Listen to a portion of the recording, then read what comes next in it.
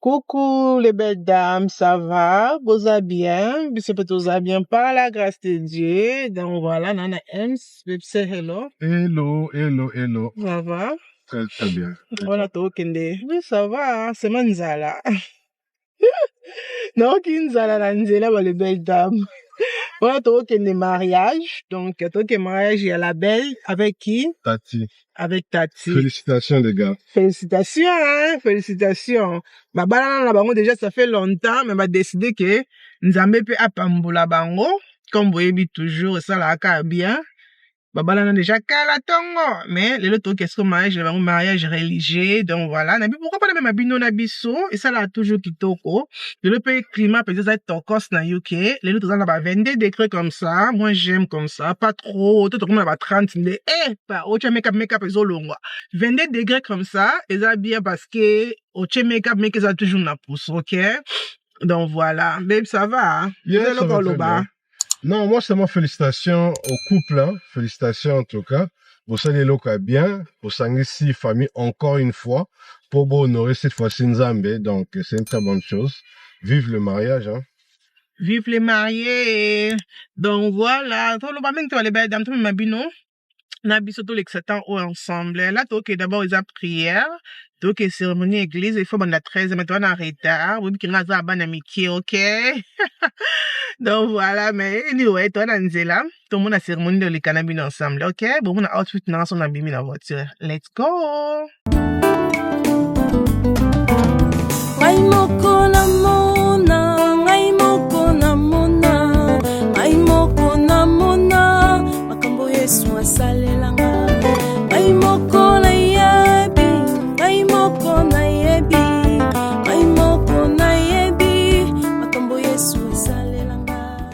Voilà ma belle, outfit nanga c'était comme ça, I love my dress, robe nanga zali robe abela barnett, lipa palanga la somba ki on a Asos, et ça qui nanga ya Dior, et chapeau nanga na lati zali chapeau ya Shein, et lunettes nanga za ya H&M, donc voilà, c'était comme ça, I love it, et là ba marié ba ye, wa tozo beta milolo et kandenge zala kanzambe, tozo la ba marié, biso to comme pe era bien, to comme na retardé.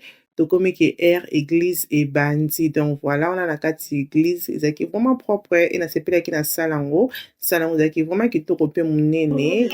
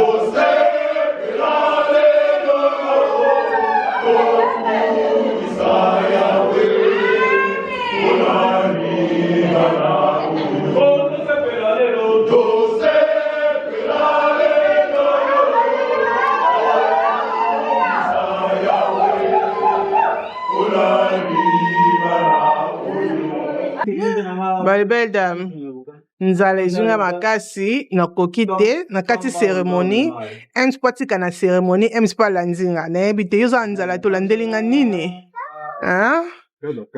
cadre ya bolingo ino tokati na cérémonie toya na kolia mpo nzala emati nga mpo tozonga. Ok, à tout à l'heure.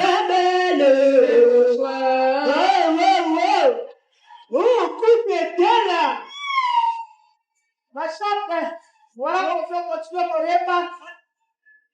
Papa t'a dit qu'on est d'abord au signer. Bongo et maman.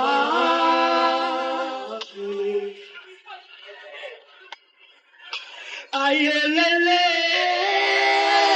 Yalelo et promis à vos pambolama. Mahabaninga. La pape singaï.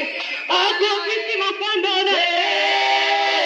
Yalelo et promis à vos pambolama. Mahabaninga. La pape singaï. Encore vite, mon fondonné.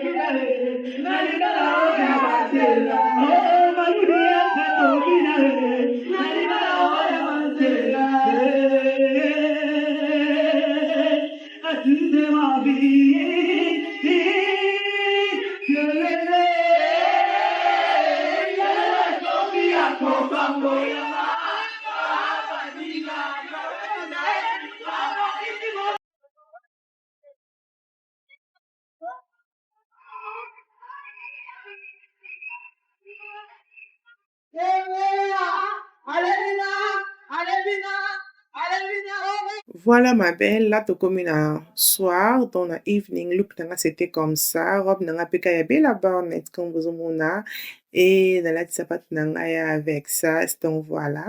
Et purse nanga zaki purse à mango, ok? Voilà tu ko kota, fait déjà bandak pot bazaki déjà belé, oza comme vous moni sala nanga zaki vraiment mnene mbali boso na kota na salle oyo, donc mbali boso na ki na salle oyo, mais c'était joli, I like it. Donc voilà tobito mela na biso wana tozela ba marié ba kota non ba marié ba kota kité. Je pense que non ba marié ba kota ki après tout ba marié ba sali première entrée na bango et tout. Wana tobito mela moi J et tout ka ndenge ezalaka. To mela biso moi J na sto ka biso moi musique na biso to sali chimchi. To meli J libala kitoko wapi hein?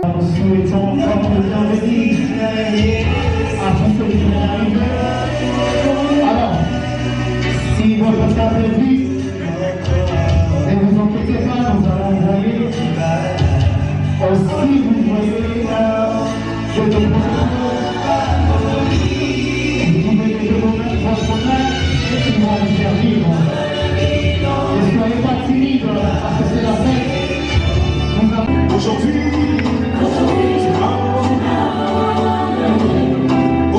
tu m'as fait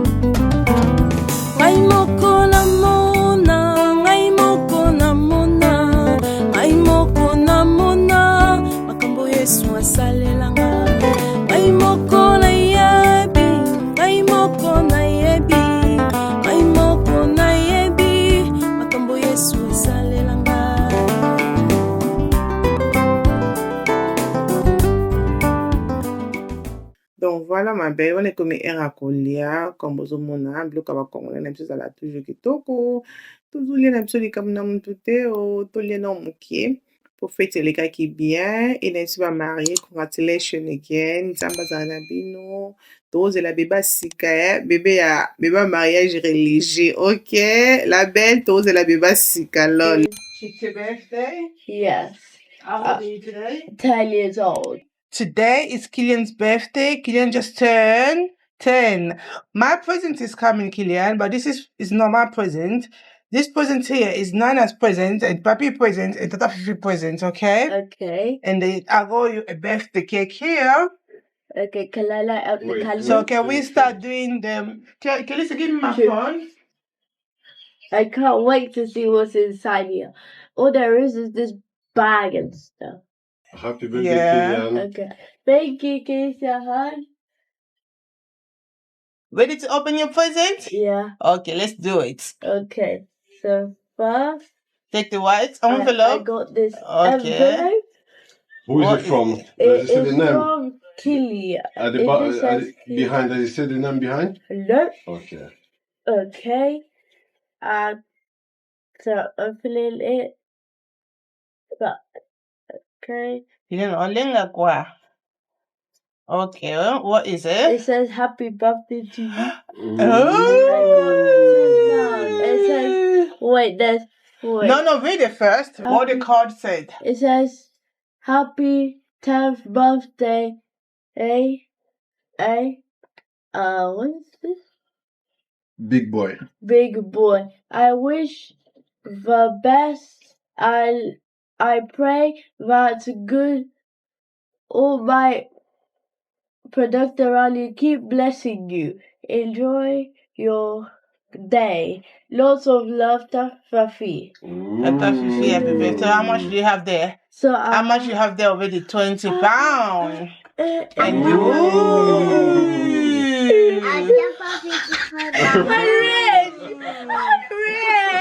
You have something here. You have no, leave it there first. Leave it on the That's camera. nice. That's nice. That's Oh. That's nice. So how about Kelisia and Mommy? How about Kelisia and Mommy Okabate? Kelly happy? Yeah. That's nice. Kelisia, Killian, you have this to open as well. And I had this game. What's that? I don't. Open There's a it. people mobile. Wow, Tata Fifi. Ooh. Kiara, how you tell me you're feeling? I'm You feel good rich. now? Yeah. Huh? Killian, this is the one did you ask Tata Fifi? Yeah. Wow. Be So careful. now, tosala birthday cake ya Killian parce que l'anniversaire na 10 ans, you don't eza need to lundi, cry, tosala mote. Parce que bauti classe, basilisi na lasali no cake na ndenge eza. Eza comme ça. Wow. Et bota de Killian na compter mbongo na aza agité. Donc, on a cancellé nyonso na shop quoi. Donc voilà. Cake na c'est comme ça que la zula qui est. Ok. Killian, how many times are you gonna count that money, eh?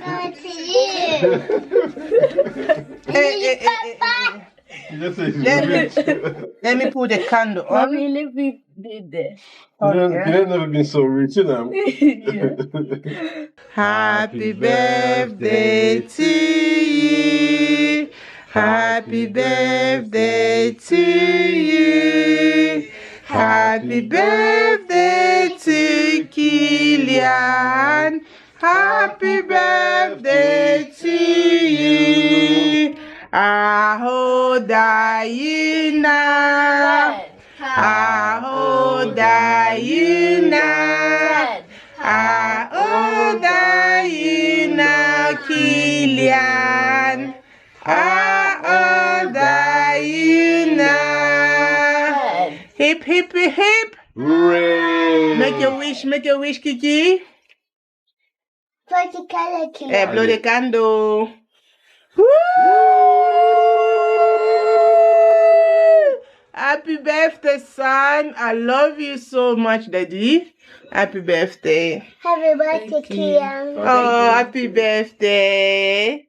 Can I say happy birthday to Kian? Happy birthday, Kian. Ah, that's nice. Là, nazosala oyo ezali mabumu ya ngombe. Et naza pe na oyo ezali mbanga.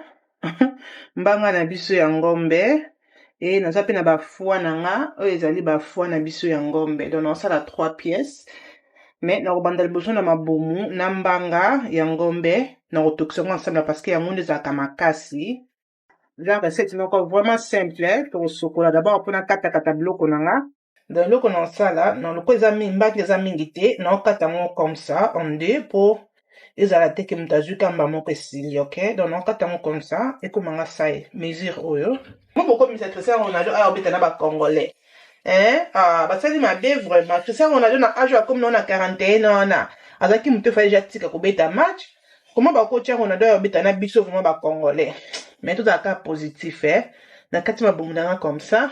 Namoni loko bafoi nanga oyo eza vraiment ezoko eza obeba bozana lakisa bino balibele dame bomoni musuni nanga eza ya sika te eza musuni vraiment eza ya kala ke eumeli na congélateur bomoni ndenge eza donc eza vraiment ya kobeba naso na shoba bacongolais malheureusement yana linga mingi kosomba biloko te na shoba bacongolais parce que eumela na congélateur na linga mingi kosomba na shop na biso bateka baja ba viande batie yango na batiango comme ça ke okosombola mbimbala moko eza fraîche mais oyo eza malheureusement batiaka un peu cher bo pona 5 livres mais tala couleur donc oki jamais olamba eloko komi comme ça. Voilà, là on retient mai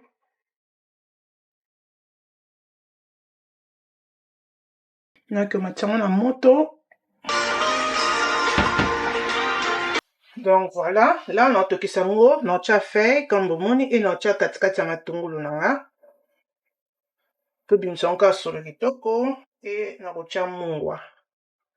Donc na otika yango etoka avant kina yo bakisa biloko misusu na otia mungwa ebele te parce que na otia pe bouillon. Donc voilà, na tie mungwa ndambu et na kotika yango etoka, ok? Voilà ma belle, wana na tosomba sikoyo oyo ezali bafoi nanga bomonaki oyo eza vraiment ya sika même couleur nango eza vraiment ya sika oyo wana vraiment nakangaki yango photo parce que ntango nakende na shop ya bacongolais efanaki kolakisa bango ke non botekeli yanga biloko oyo ezalaki deja ya kobeba donc nalinga mingi kosomba baviande na shop ya bacongolais te là c'est vrai donc nalinga mingi kosomba yango place tosomba baviande na biso batiaka ya fraîche comme ça wana omonaki biloko osomba eza ya sika. E na ye na mabumu na ngai kama omoniki mabumu na ngai salite nyonso te matie likolo eloko na osala na pangusi yango na tishu mpo okenda longola salite wana e na kotika encore nzungu na ngai etoka. Donc namoni bafoi na ngai ebeli donc là na olongola ngo na mai oyo na obwaka mai oyo e na otia na nzungu na ngai oyo na tie mabumu naki osokola ngo na bwaka mai oyo.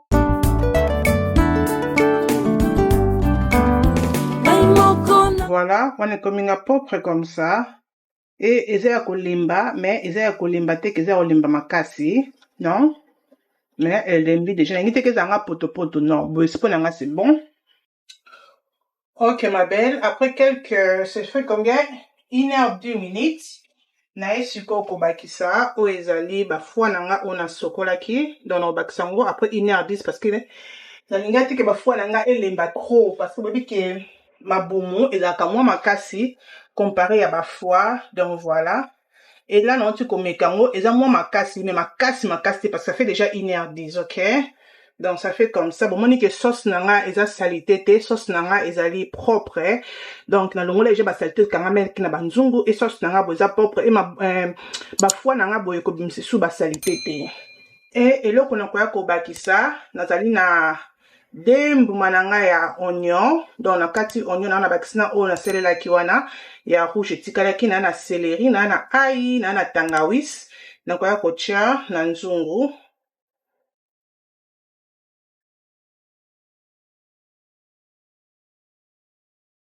e tangawis na ngai na korape yango na ai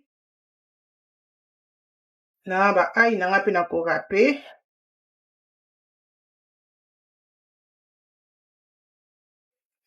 naza pe na oyo ezali bambuma na nga pilipili ke na kodepose et na kotia pe ndembi pardon donc voilà là na kotia ndembi na nga na kataki déjà bien na tiaka na congélateur comme boyebi po mwa ndembi ezala mwa ebele et na bakisi mix pepa na nga ya couleur ya rouge jaune na orange na tiango ndambu nakobakisa oyo ezali solo na nga na sukoli yango e na kati yango nde comme omoni eza koma solo ya sika eza solo ya bien. Donc voilà nakobakisa mai parce que musuni na biso eza nano makasi. Nakotia mafuta moke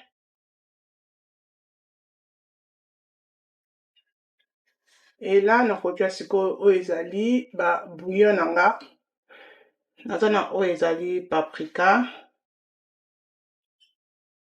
na muscade na persil na white pepper et naza na elengi na ngai ya viande ya bouillon. Nakobakisa oyo ezali bouillon na ngai ya kipe manger nakotia 3 mbuma ya kipe manger mpona mekaki musuni na nga e musuni na nga eza vraimen na mungwa te mungwa makasi te kina kotia bouillon te donc ça va mpona tia kipe manger aussi. E nakotika nzungu na ngai etoka mai efo ekita e musuni na nga elembi nde nalingi mai ekiti mpona nga c'est bon.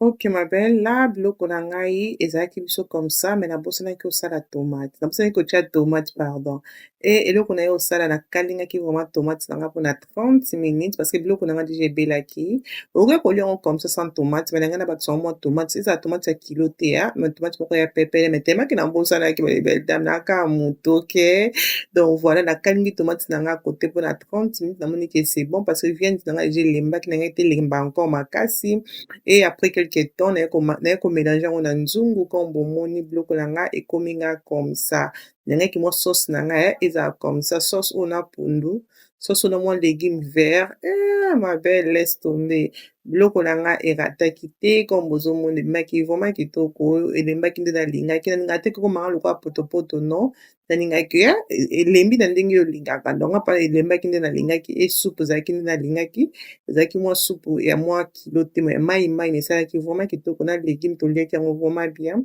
comme bozomona biloko na nga esali biso comme ça erataki te ezalaki vraiment kitoko.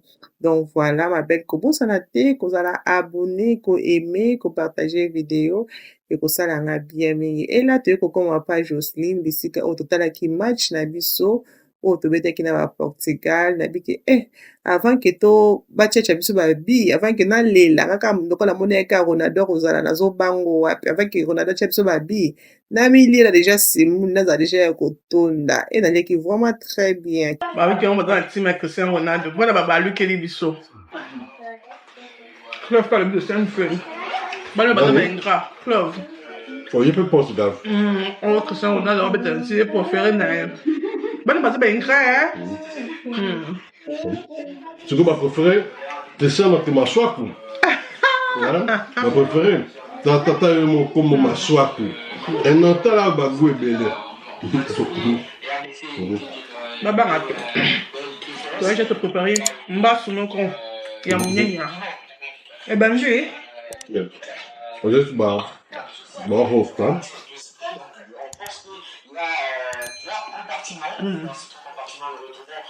botula na lia po enolela enosepela neja ya kotonda This game where DR Congo don't have the ball because of those two players for sure. You see, got that audio on the match. What that match?